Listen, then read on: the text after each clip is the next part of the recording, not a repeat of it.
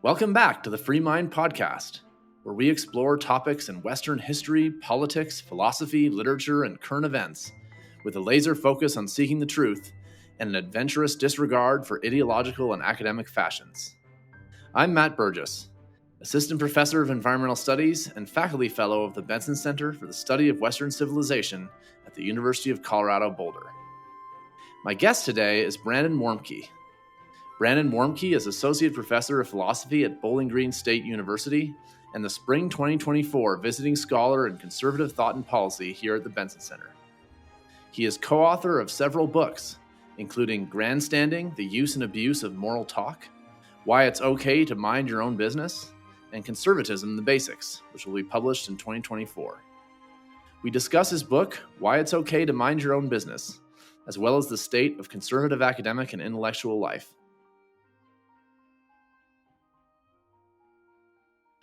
Brandon Warmke, welcome to the Free Mind Podcast. Matt, thanks for having me. So you have a new book out called Why It's Okay to Mind Your Own Business. And by the way, before we get into the serious questions, I just want to say that my wife absolutely loved the title and the premise of this book. That's cool. And I thought it was a really interesting read too. So your book focuses on a comparison of what you call ordinary morality and what you call commencement speech morality. So just for starters, for our listeners, can you define those terms as simply as possible? Yeah. So, if anyone's ever been to a commencement speech, they've probably heard a commencement speaker give advice to young people. And not every commencement speech, but a lot of them present a moral outlook to students, and they encourage graduates to live a certain way, gives them a set of values and priorities and obligations. And the basic idea is something like this. Like, here's that sort of very distilled commencement speech morality spiel. Look, the world is full of injustices that need addressed and people who need help. And it's clear what needs to be done. But way too many people don't care enough, but you care. And so you have to get out there and make a name for yourself and solve the biggest problems you can find and make the world a better place for everyone. So it's a kind of morality that tells people, like, look, life is, moral life is pretty simple. The world's problems are your problems and you have to solve them. And the bigger that the bigger way that you solve them, the better. And your good intentions make all the difference. And so that's a kind of moral advice that a lot of young people get, not just from commencement speeches, but from their professors and from social media influencers and the media. The problem, in our view, is that way of thinking about morality distorts our moral vision. It focuses on just one kind of valuable life, a kind of life of political engagement and saving the world. But there's another kind of outlook that we defend in the book, and as you point out, we call it ordinary morality. And it's not the view from behind the podium. It's the view that most of us actually take up once we leave graduation. It's the view from the local library, the backyard garden, and it takes a much wider perspective on what's important to life. In life, it says that life isn't just about shaping the revolutions of your time or saving the world. It's also about reading to your kids and volunteering at the Kiwanis Club and coaching T-ball. And so it's an alternative outlook to commencement speech morality, and it's the one that we defend in the book. Yeah, really interesting. So let's dig into a couple of the different flavors of critique. Because you are a little bit nuanced in the book in that you say that it's not that we don't need any commencement speech morality in the world. It's that it's overemphasized and certain manifestations of that overemphasis become problematic. Is that right? Yeah. So, if you were to pick apart the features of commencement speech morality, if I was being maybe a little bit uncharitable, a lot of commencement speech morality is, I think, mistaken. So, it says moral life is simple and the world's problems are yours and your good intentions can make all the difference. I think those are all either false or highly misleading. You're right, though, that in the book, we don't argue that it's wrong to do big things or to help save people. That's not wrong necessarily. What we argue is that when you take on this kind of view, when you take on the commitment speech morality sort of outlook and let your life be led by it, there are two big dangers. One big danger is that it turns you into a moralizer. And so, one of the chapters we talk about moralizing and the So, problems of just for our moralizing. listeners, what is a moralizer?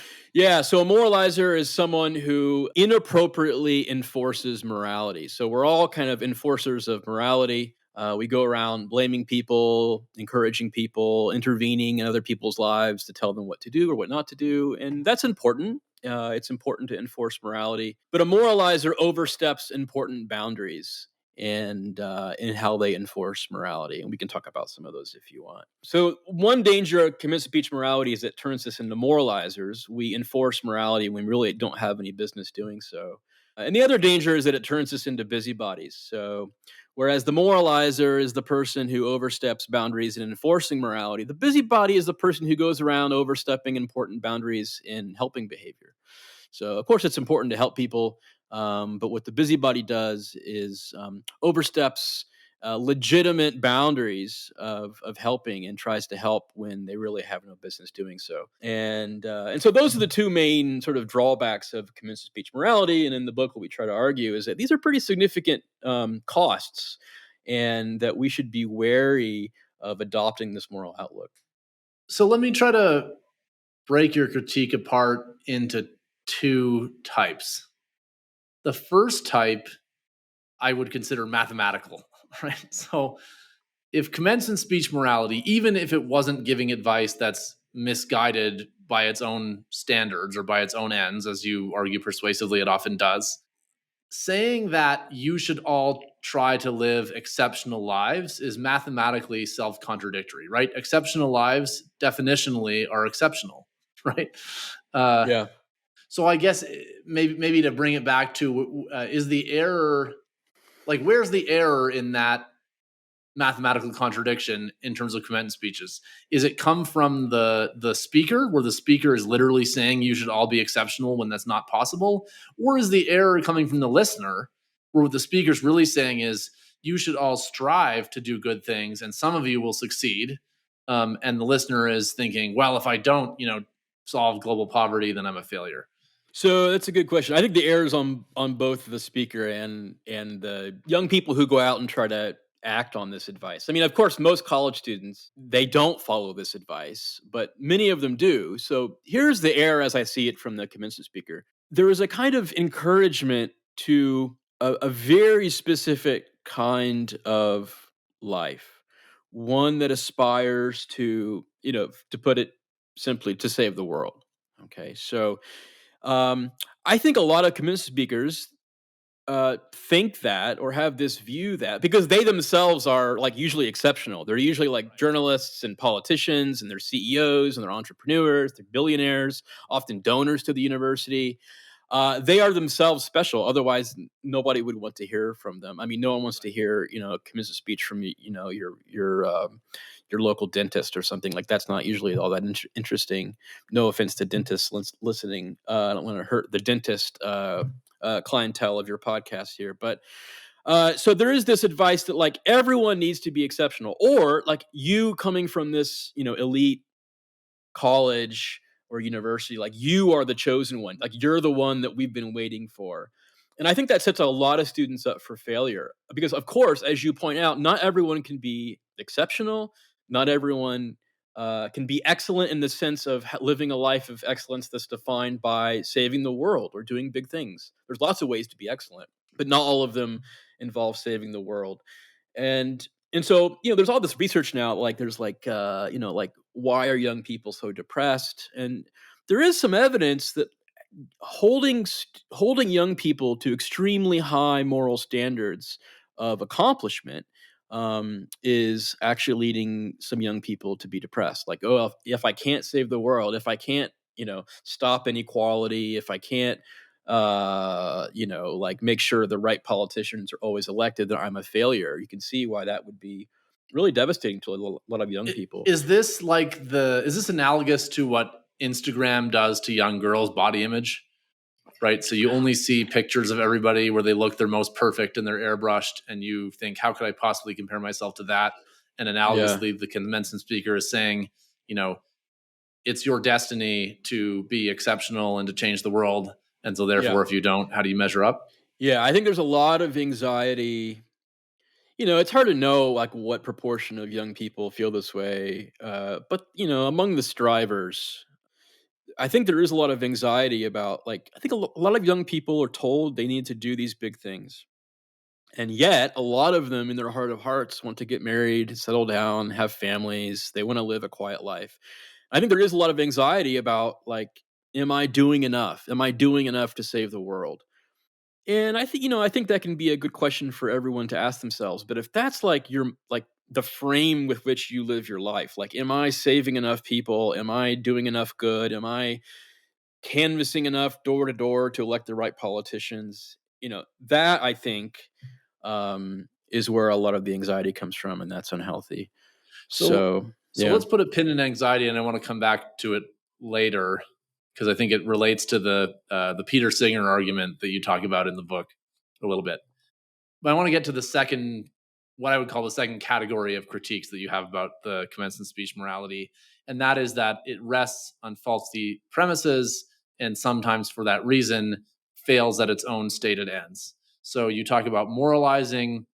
Somebody who's moralizing is assuming that they have moral standing to moralize, as you say, and often that isn't the case, right? How often is the person who's policing bigotry the most bigoted person in the organization, right? For example, Yeah. uh, they interfere with rational public discussions, right? So if you insert highly charged moral claims in relation to empirical questions, then that can just muddy the waters in ways that are often unhelpful to solve the problems that carry the moral weight. You talk about how they make people cynical about morality, and how that's analogous to drowning a cactus.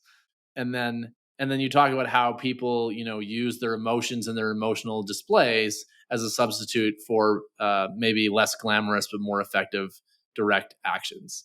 Have I missed anything in terms of the what you might call the substantive critique of the moralizer?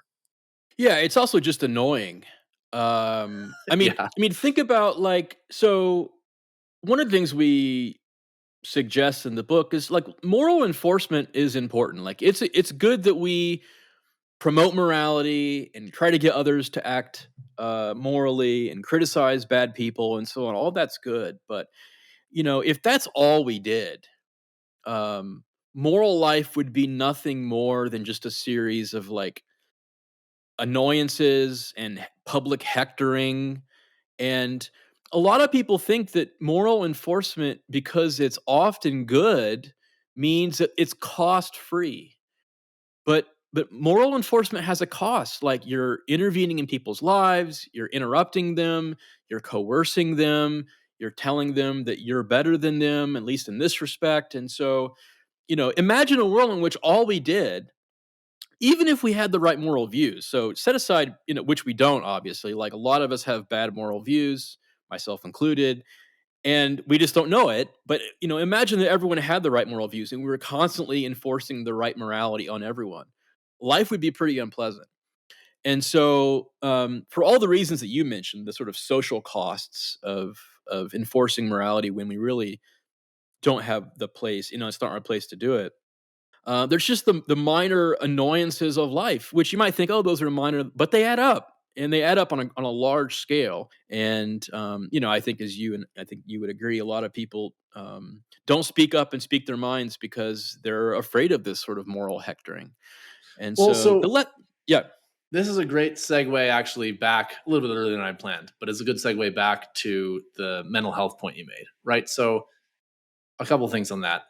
First, if you ever take first aid, one of the first things they teach you is if it's not safe for you to intervene when somebody needs help, then you shouldn't always do it because you might be creating two people where you previously had one. Now, obviously, there's nuances and there's limits, and people still, sometimes run into burning buildings, and we're grateful to them.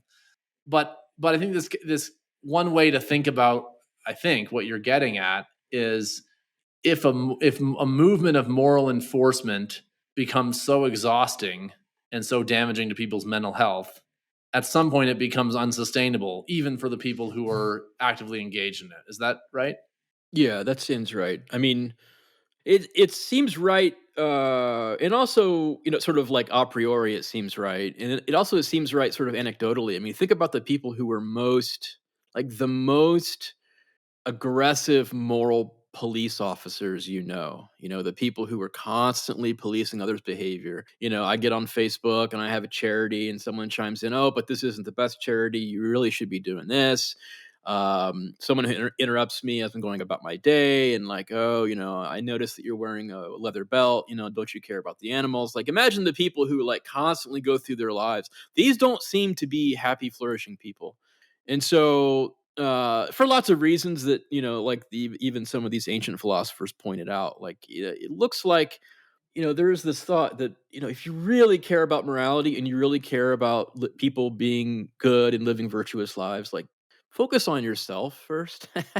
like, really, like you really think that you've got all of the right moral views. Like, first of all, what a coincidence. Like, human history has been leading up to this moment where it's like you, and finally we've arrived at like the person with all the correct moral and political views.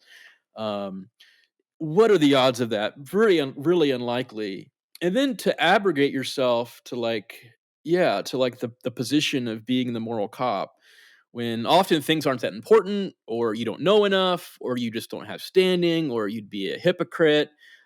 That is not, at least in my estimation, a recipe for a sort of a happy, flourishing life. So let me pick up on another thing you said, which is that it's annoying.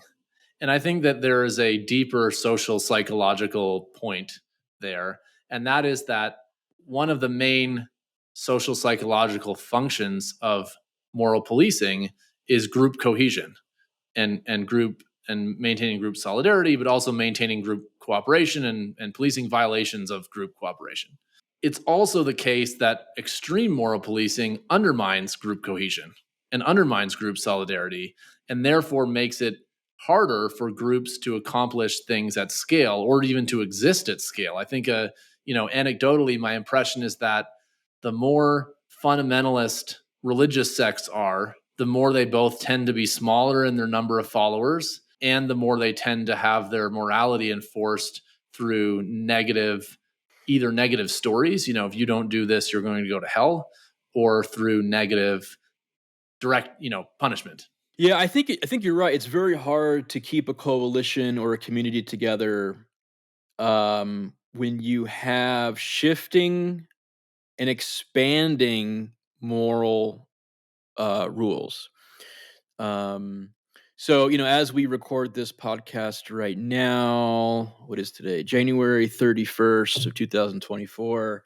Evidently, there's some like internecine dispute on the right in America about like whether we should be fans of Taylor Swift. Okay, so this is like a big thing evidently right now. If Yeah. you go back 2017, there was actually a dispute on the left about whether Taylor Swift was a white supremacist or not. And if your listeners don't believe me, Google this.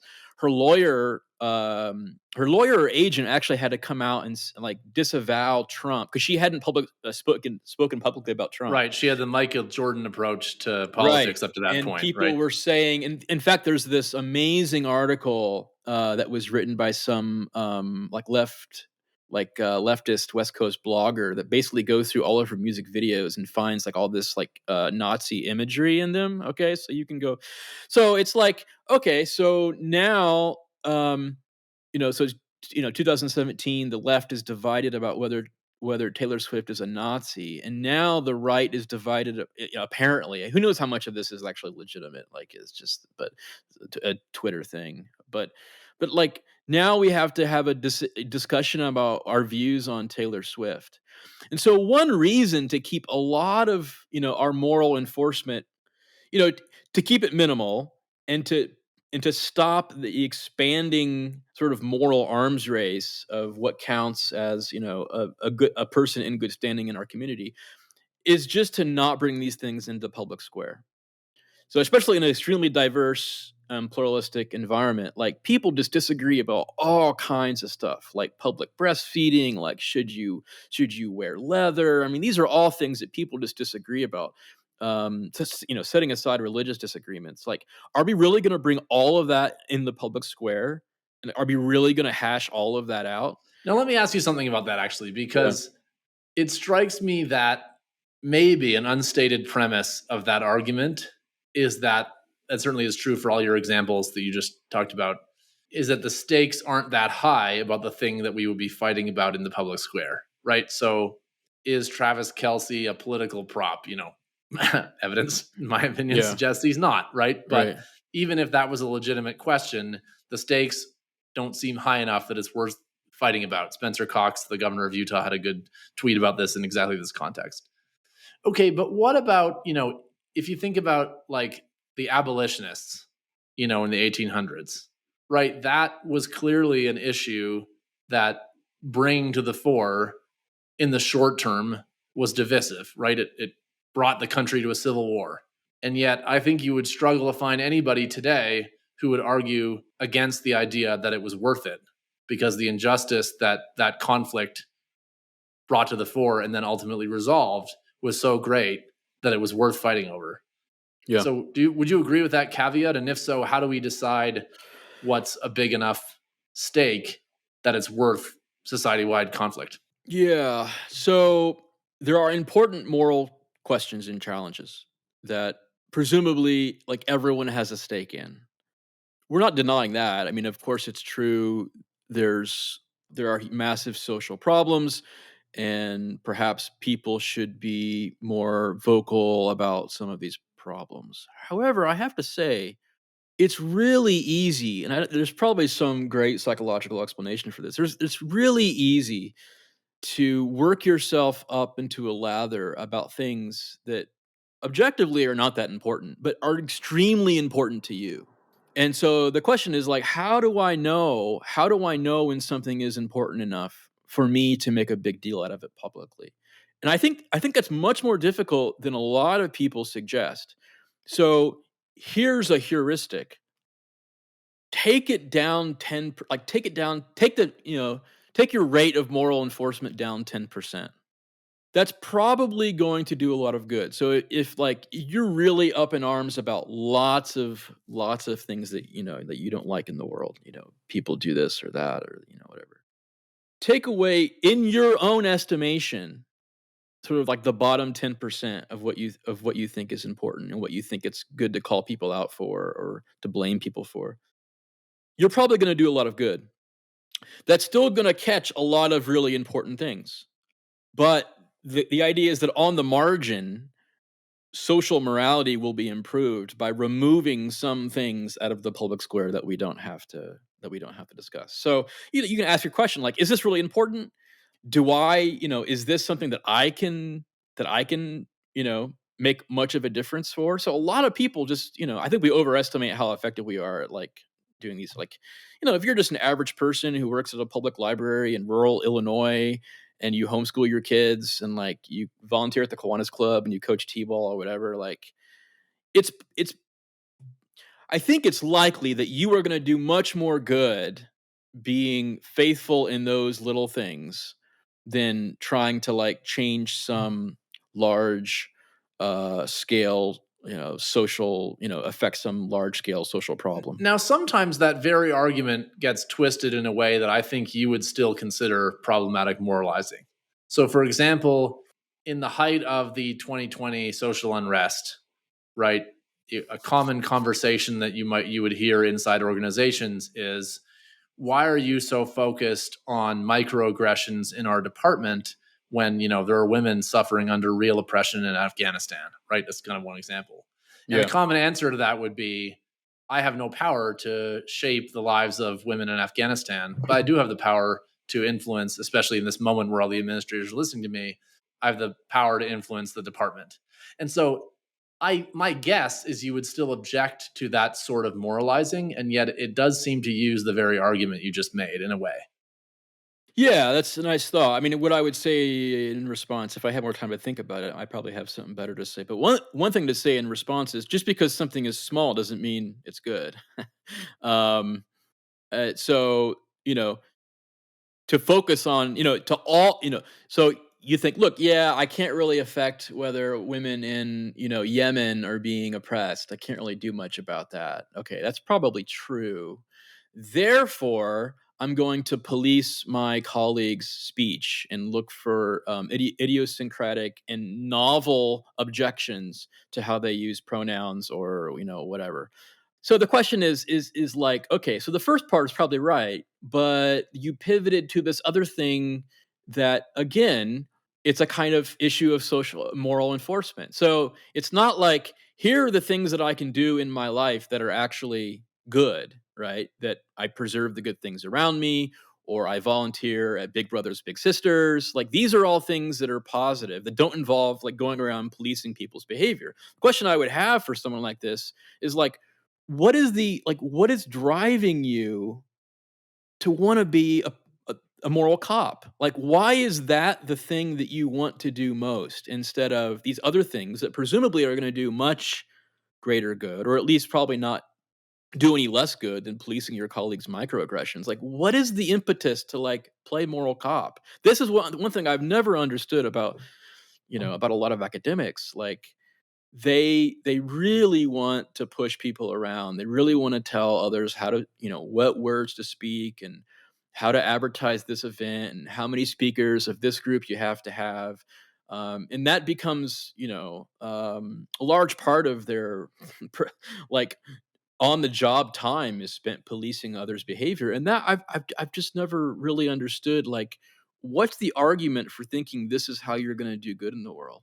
I've never heard a good reply to that, especially if you compare like the alternatives, like spending that hour volunteering at Big Brothers Big Sisters or coaching T-ball. Like what do you really think in your heart of hearts is going to do more good? And I I don't know my the pre- answer to either. I have three yeah. guesses based on what I've seen others think and write about on this. One is that in some cases it's just status, right?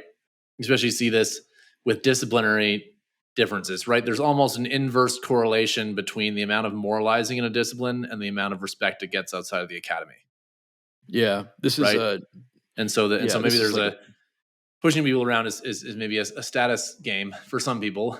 I think that's one reason. My guess is that for some people, the various people like John McWhorter have talked about how there's an analogy to religious psychology, right, where people define a certain set of beliefs and behaviors as so central to their identity that violations of those norms become seen as threats to their group and their identity, in the same way that people who are devout react sometimes to religious transgressions.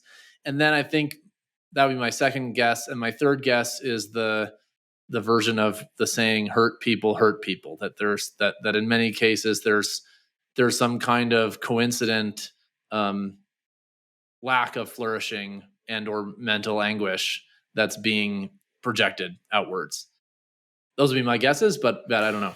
Yeah, I mean, so really here's a way to reframe the question. Like, why are academics so bad at minding their own business?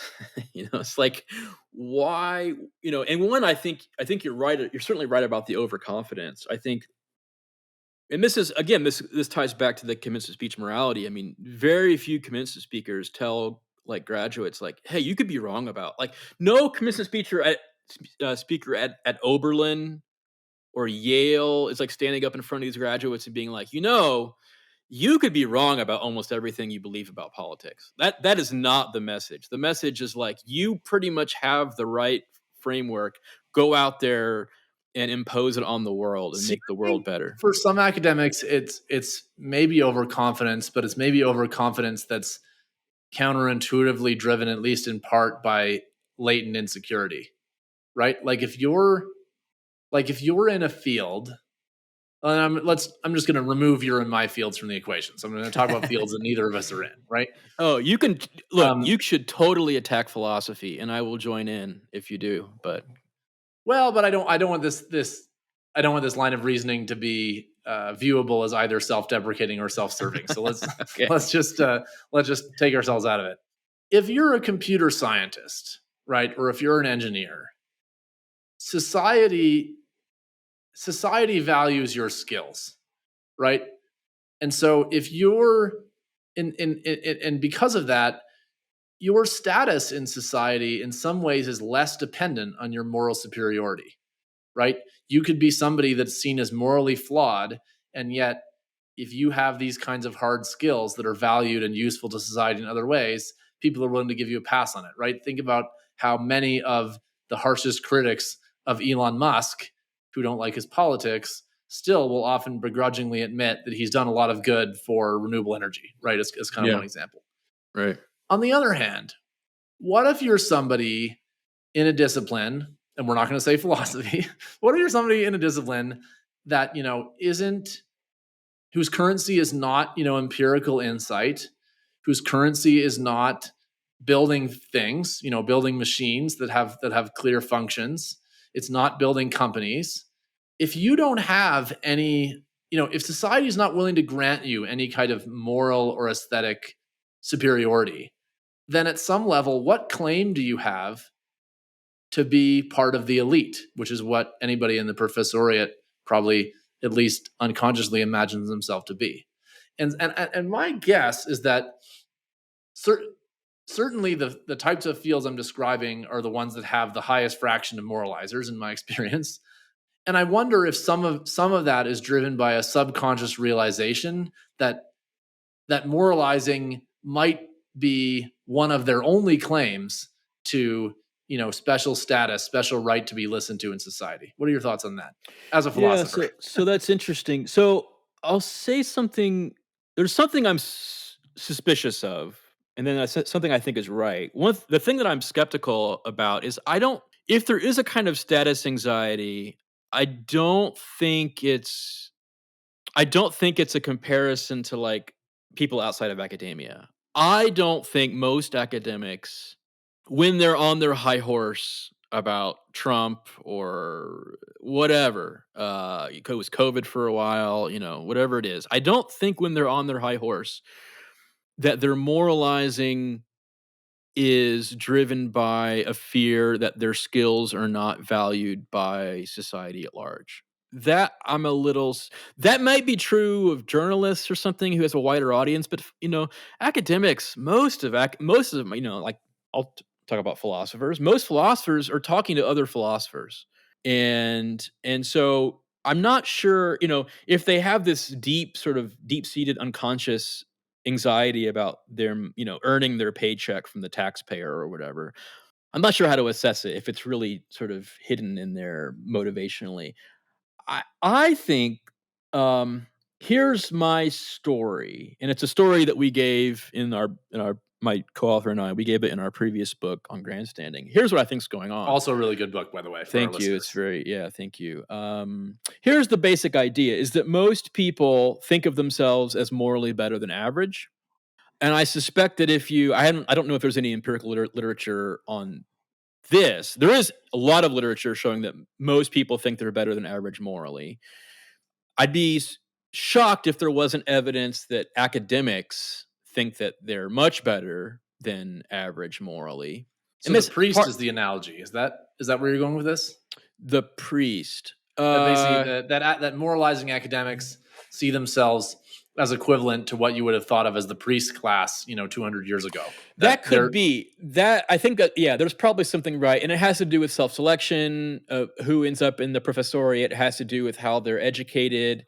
It has to do with something you and I care about, is that they rarely come across someone intelligent in academia who has an opposing view. There's just not a lot of diversity in most fields. And so there's sort of a self-reinforcing dynamic. It's like, oh, all the smart people I know think like me. So of course I must be sort of like, right. Here. So I think most academics probably think they're better than average morally, or at least they're more likely to have the morally right views. And then there's this psychological mechanism called social comparison. So like the way that we think of ourselves is largely influenced by how we compare to others. The example I often give is like, you think you're funny around, some group of friends, like maybe your nerdy academic friends. And then you hang out with like your buddies from your, poker night or whatever. And you're like, oh man, I'm not funny compared to those guys. So often how we think of ourselves is determined by our group. Right. And then there's this like, there's this kind of like, sort of like, a feedback effect. Yeah. Right? There's like, Right. So if It's like, you're around a bunch of people who are very smart and who think they're very moral, well, if you want to retain your position as like a morally enlightened person, you have to like outdo them. And so there is this built-in incentive to constantly find things like there's a kind of moral it's entrepreneurship an that arms is race. incentivized. That's right. It's an arms race. Yeah. Yeah, and there's lots of Um, examples of in social psychology research in many domains of this type of feedback. So if you segregate people politically, they don't just stay where they are; they become more extreme for the same reason. If I was, I'm used to being the liberal among my friends, and now I'm all with a bunch of other liberals, and I have to be really liberal to still be the liberal. right. Okay, I Right. want to make sure that we get through the rest of the big themes in your book, so that we can come back to some deeper questions before we run out of time. So, we talked about the problems with the moralizer. Let's talk about the busybody. You know, the person that you describe as nosy, the person with the savior complex, the meddler, and you talk about how just like how the moralizer presumes that they have the moral standing to police everybody, the busybody presumes that they deserve a position of oversight. And the busybody also, because they're meddling in other people's affairs or in affairs far away, they often overestimate the degree to which they understand the situation in ways that undermine their solutions. And there's lots of examples of where good intentions combined with naivete have led to catastrophically bad outcomes. You know, communism maybe being the obvious example. You talk about examples of the latrine program in India or the play pump program. I would argue that two recent examples of this that have been pretty catastrophic are long-term lockdowns and police defunding, which both were ostensibly done and pushed in service of the marginalized, and yet I think are maybe two of the most materially damaging things that have happened to the marginalized members of American society in decades. But so, is there anything I missed there? No, that's right. Let me just add another example, though, standardized testing. Oh yeah, great So example. this drive to like get away from standardized testing, this is going to crush an entire uh, lower socioeconomic group, and it's going to totally lock them out from a good education. So yeah, so here, look, the basic idea of the busybody is someone who oversteps boundaries and tries to help people because they're overconfident, they think their heart's in the right place, they know what's best. So it's different than the moralizer. The moralizer you can think of as like a critical person. They're sort of enforcing morality. They're not so much trying to help you. They're Right. just trying to enforce morality. The meddler, the moral busybody, is They think they're on your side.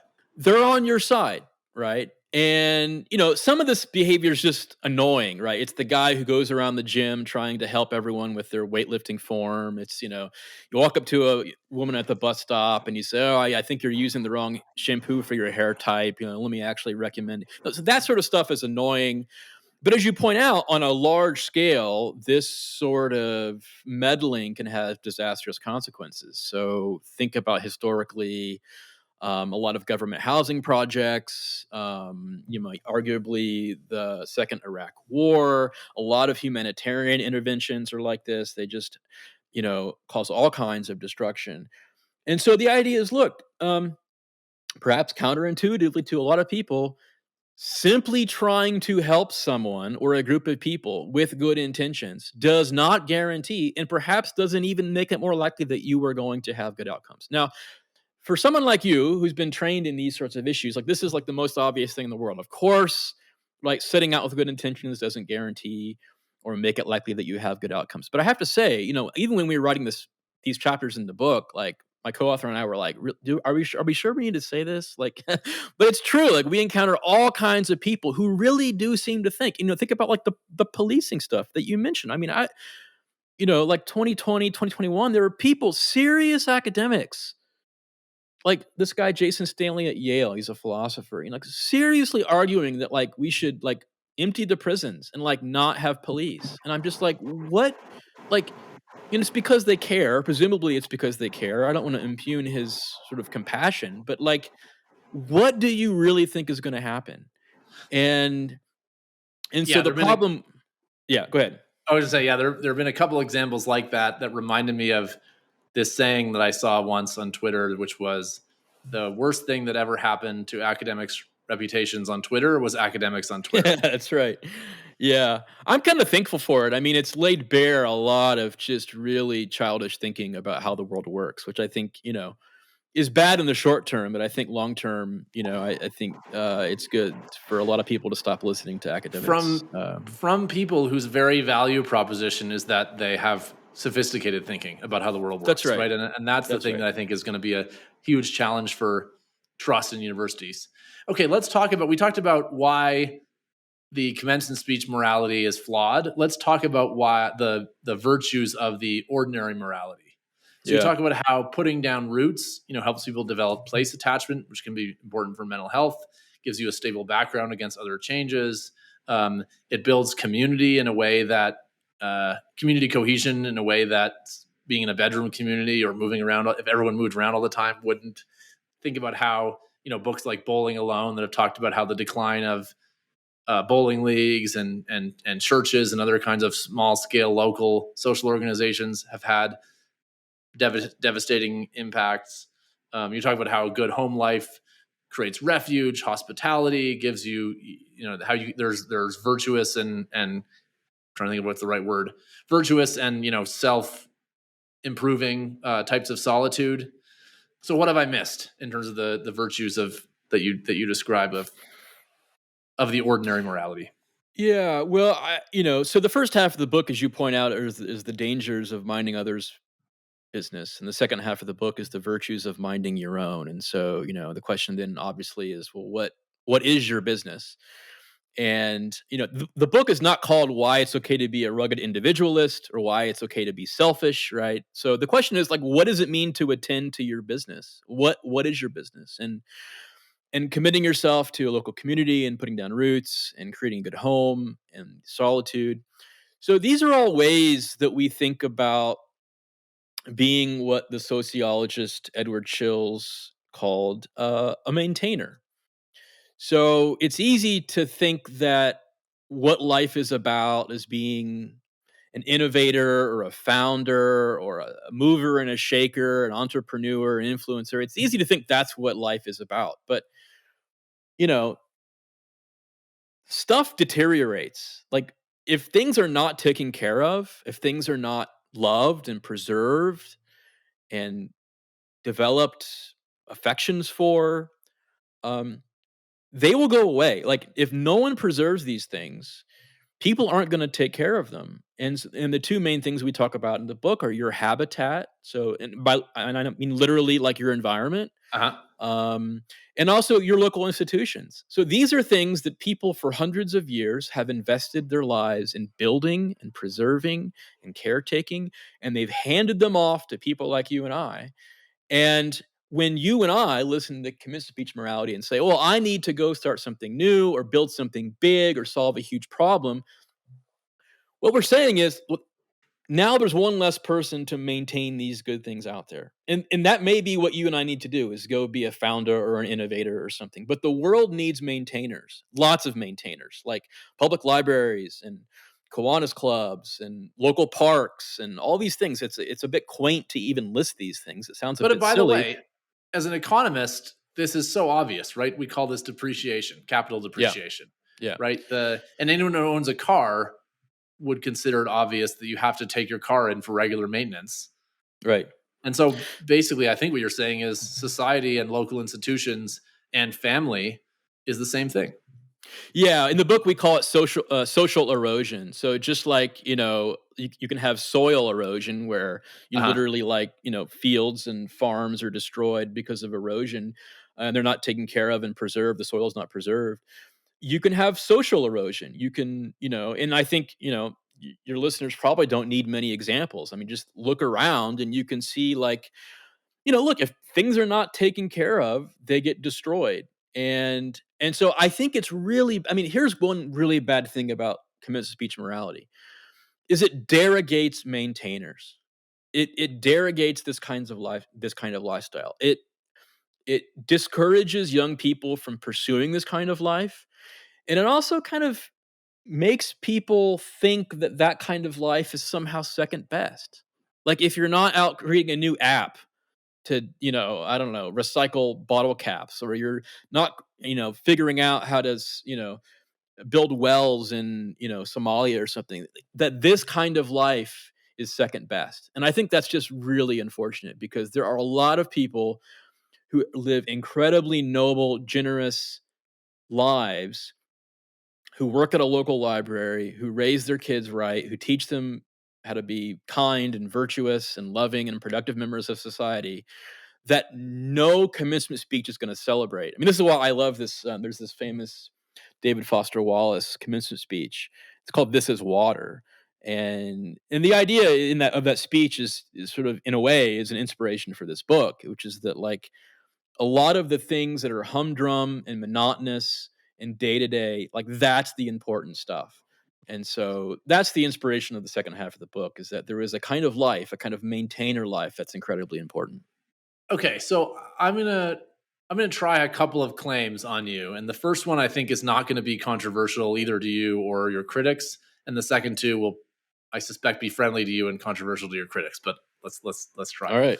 Okay, so the first one is, I think the evidence that you marshal and the other related evidence that I'm aware of suggests that a well-functioning society needs to have a small number of people with a commencement speech type morality, or at least with ambitions for some kind of larger project than their local setting, but many more people who have ordinary morality, and those people serve just as an important of a function to society collectively, maintaining the key institutions that undergird society, uh, local communities, family, local institutions, etc., like you say. And so if you it may be that you need both, but you need many more people trying to be ordinary than trying to be extraordinary, which in a sense is mathematically obvious. So what do you think about that claim? Yeah, that seems perfectly right to me. Yeah, I don't know how the numbers actually work out. So I think you need an incredible amount of people who preserve the good things. I actually think probably most people, like, if you're like, should I be an innovator or a founder or a maintainer? I think, like, you should be a maintainer. Like, if it's unclear to you, then you should probably be a maintainer. My guess is there's a spectrum, and some clever mathematician will one day come up with a scaling law. That's Right? probably true. So, Yeah, for that's example, probably true. if you just take this simplified setting to think about this as governments, right? You can work out what are the number of city councilors in the country, and the number of state representatives in the country, and the number of senators in the country, and the number of presidents in the country, right? Yeah. And each of those have a scope of governance and a sphere of influence that is massively inversely proportional to the number of them that you need in society, right? Right. And so probably you could describe that in some mathematical way, in some model. Okay, so that's my first claim. Here's my second claim. It strikes me that ordinary morality is more politically conservative, and commencement speech morality is more politically liberal, at least in some ways, at least in terms of how it maps onto what I understand the research says about psychology. So, for example, in academia, there's a widespread misconception that conservatives are less altruistic than liberals, whereas the research I'm aware of suggests that they're equally altruistic, but they're more parochial in their altruism. So a liberal might be more likely to go to a rally in support of victims in a war-torn country, but a conservative will be more likely to help their neighbor fix their car or something. At least that's my impression from the research I'm aware of. Do you agree or dispute that characterization, that the morality you're pushing is inherently more conservative? Yeah. Okay. So there's two ways to answer this. One question is the people who actually pursue commencement speech morality, do they tend to be more liberal or conservative? My guess is, for all kinds of mostly contingent reasons having to do with who goes to college and who speaks at commencements and so on, I suspect that as a contingent matter, most people who are sort of motivated by this kind of life vision tend to be probably more on the left. I think that's probably right. there's a different question, maybe a more interesting question, which is like, well, is there something inherently about commencement speech morality that's more liberal or conservative? I mean, change versus maintain, right, is another way to think about it, as you described it. Yeah. So I do think there is something striking about commencement speech morality that is discordant with how a lot of conservatives have thought about the social fabric. And so, I listed earlier some features of commencement speech morality. Here are those again. Moral life is pretty simple. The world is your business. Solving problems is primary. Bigger is better. Good intentions make all the difference. Now, there's nothing, I don't think anything essentially about any of those that is left or right. Okay. Right. But I think what you're saying is correct, which is something like this. If your inclination is toward change or radical change, then you're going to be, look, set aside whether the left-right division is even helpful at all. I'm not sure it's even Sure. helpful, but like use a cartoon version. It's going to be helpful for my next claim, which is why I'm using it. Okay, so if you're really into change, like if your first impulse when you see a problem is to like have big change, because conservatives aren't against change, like they're in favor of like small, slow change, and very rarely big, quick change. So, or if your impulse is to be like, well, let's wait and see, or let's make some small judgments and see if we get empirical research that suggests that we're actually getting the effect we want, and like actually things are really complicated, society is extremely complex, and there's all these feedback loops, unintended consequences, and we should be careful to like not destroy things. Then I would say that person's more conservative. Now, about this sort of like commencement speech stuff, I do think that the life that we recommend in the second half of the book is a much more conservative life. Lowercase c, it's a life that a lot of people on the left can live consistently with their progressivism or whatever. But I think the problem is because of their sort of like more shiny parts of their progressivism, they do tend to derogate these sort of more commonplace pedestrian parts of life. Okay, so here's my third claim, and that it sounds like you've said, okay, if you accept the following premises, I think this third claim follows. So one is that we've talked about the possibility that maybe the ordinary morality is more aligned with a conservative mindset on average. We've talked about how probably the optimal balance for society has many, many more people living the ordinary life than the commencement speech life. And I think implicitly, we've talked about the idea that the commencement speech life and its virtues are vastly overrepresented and maybe even overstated in education system discourse. The obvious conclusion that I draw from that is, might it be that this is a direct consequence of the fact that there's so few conservatives in the education system? And what is what's the this thing that's the result of? The fact that commencement speech morality is vastly overrepresented, maybe overvalued compared to ordinary morality. I think there's some truth to that. There are not a lot of openly conservative commencement speakers. And often the ones that do get invited, there's a bunch of controversy. This happens on the left too. So like Notre Dame invited Obama, there was a big controversy. They invited Mike Pence, there was a big controversy. It happens on both sides. That's certainly true.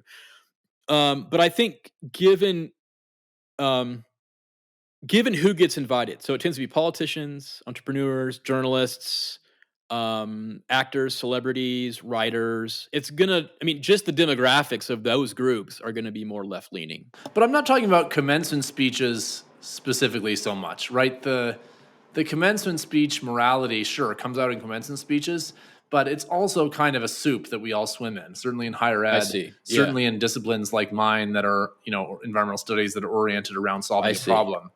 And I guess that's what I'm saying. Like, how much is that being the soup that our education system seems to have us swim in have to do with the fact that there's almost no conservatives? Yeah, okay, good. So I'll put it this way. I think if the distribution of conservatives and liberals just make it easy, was reversed in academia, we would all be swimming in a very different sea of moral advice to young people. I think that's right. Now, it's a much less interesting and exciting advice. I mean, this is maybe one confound is that this book is not going to like excite people. It's like, like, hey, live a quiet life, do your thing. Like, that's not that exciting. And it's hard to like get young people excited about that sort of thing. And so that might be a confound. But I do think you're probably right that if the ratio was reversed, um, many fewer young people would be told they need to go out there and change the world and start a revolution. I think that's right. Okay, two last quick questions to wrap up. The first is, it seems like you anticipated that some of your critics would say you're promoting more of a selfish mindset and less of an altruistic, other regarding mindset. And I actually think some of the threads of what your actual argument is are almost the exact opposite, right? And basically saying that, the pathologies of the moralizing and busybody lives are a result of arrogance that may be in some cases exacerbated by narcissism, and the virtues of a quiet ordinary life are partly undervalued because they're not grandiose, right? And so in some sense it takes a more society minded, less narcissistic person to live an ordinary life than to live a commencement speech life. Is that right? Yeah, that seems right. I think it's very hard to be okay living in obscurity. Especially if you're somebody who thinks of yourself as an Yeah, elite or a proto elite. right. Yeah, Yeah. I think it's Okay. very difficult. So here's my last question, and it has to do with a topic that's been in the news a lot in the last couple of weeks, and that is there's been some talk, well, a lot of talk over the last several years about low birth rates in developed countries. And there was an article, I think it was in the Financial Times, that I saw a few days ago that pointed out that although a lot of the proximate reasons that people give for not having more children are economic and therefore theoretically could be alleviated by money, right? We don't have enough. Childcare is too expensive. It's too costly to raise a child, et cetera, et cetera. Past efforts by governments to raise birth rates through money have mostly failed or at best succeeded transiently. And so this article, and I'm sorry to say I can't remember the author's name, but her argument was basically that what if part of the story here is culture, that we're not valuing as a culture enough the amazing contribution somebody's making by raising a child and bringing a child into the world. Yeah. Am I wrong to be reminded of that issue when reading your book? No, I don't think so. I think a lot of things are cultural. I think this probably reveals a lot about how I think about the world. I think I'm sure the economic explanation probably goes some way to explaining why some people don't have kids, but like a lot of the people that you and I know, especially in academia, who are dinks, double income, no kids, they're not poor, right? They're often very well off. They could certainly have children and afford it. That's not why they're not having kids. I think there is, for various reasons, there's this like meme about it's bad for the environment or like, how could you bring a kid into this world and so on. But I do think there is now a cultural taboo on having kids. And I think this goes back to this derogation of like home life, and it gets coded as like right wing or something. But I've got this paper coming out in Georgetown Journal of Law and Public Policy, where the title of the paper is "Saving the World Starts at Home." Basically, like all these effective altruists want you to like do all these grandiose things, and what I argue in the paper is like here's a way to like do a lot of good for the world very effectively. Have kids and raise them in a good home. Now, again, that's not going to excite many people, but I think But that's one easy way to really make the world a better place. But I mean, just to put some economics behind that, right? I believe the state in the country with the highest upward mobility is Utah. partly for exactly that reason, right? That disproportionately they're raising kids in stable families. The types of local institutions that you talk about needing to maintain, there's lots of evidence that those institutions and the cohesion that they foster are essential to creating the political conditions where public goods can be provided. Solving a lot of problems that progressives consider to be essential problems requires public goods to be provided, and therefore probably requires local institutions maintained by a lot of people with ordinary morality, right? Yeah. Yeah. I don't think degrowth and having fewer people, if I was gonna bet, like bet my life on like more kids, more good homes, or fewer kids and degrowth, I'm betting every time on the first option. I really have a hard time getting myself into the mind of someone who thinks that like A, the world is horrible and we have all these problems to solve, and B, the way to do it is to like create fewer people who can solve these problems. That doesn't seem to me like a very good bet. I mean, the degrowth thing is complicated. I actually teach a course on this debate, that doesn't take a position, that just says here are the arguments for and against. And we could do a whole other episode on this. But what I think is interesting and important about this debate is that the best arguments on one side are there are biophysical limits probably to how much economic activity we can have on the planet. And the best arguments on the other side are if we stop growing or grew in reverse, it would cause catastrophic suffering and societal breakdown. And the nagging thought that made me start studying this debate a few years ago is that those are not mutually exclusive arguments, right? Yeah. It's possible. Now, I personally, my guess is that if there is an upper limit to global GDP, we are not anywhere close to it yet, and we probably haven't surpassed it. But again, that's an empirical question that I don't think has been definitively answered. And it really is a question, I think it's easy to argue that current practices are environmentally unsustainable in various ways. And so the debate basically is, is the way out of that to decouple through growth or to scale back. And I have a PhD student who's actually looking at the weight of evidence of this in different domains. Getting a little bit off topic. But I think that I think where I agree with you without reservation is the idea that a society that functions well and where people flourish and are happy is unlikely to be built on a foundation of fundamental pessimism about humanity. I think you need a little bit of realism about humanity to design institutions that provide guardrails against the darker sides of our nature. But if you have a movement that fundamentally sees humanity as a disease, right, or something analogous to it, I struggle to think of how you would build a thriving human society on that premise. Yeah, if you think that humans are a disease, I don't see how you could have a positive vision of the future. I mean, there are these philosophers, as I'm sure you know, who think that like we should just make sure that we go extinct, within a couple hundred years or half a century or something. And thankfully, they only talk to each other, as you said earlier. It's one of the benefits of being like, they insulate us from the rest of society. There's this great novel. What's that novel? Stoner by John Williams. It's an excellent academic novel written in the 20th century. And in it, 3 English professors are like discussing the purpose of the university. And one of the protagonists, Stoner, his argument is that like the reason why the university was created was to gather up all these weirdos who are like kind of bad for society and put them in one place, lock them in there, and make sure they talk to each other so they can't affect anybody else. But the internet's ruined all that now because we're all on Twitter talking to everybody. So. Well, on that note, I'll say that maybe it's time for these 2 weirdos to stop talking. That's right. But seriously, Brandon Warmke, thank you so much for being on the Free Mind podcast.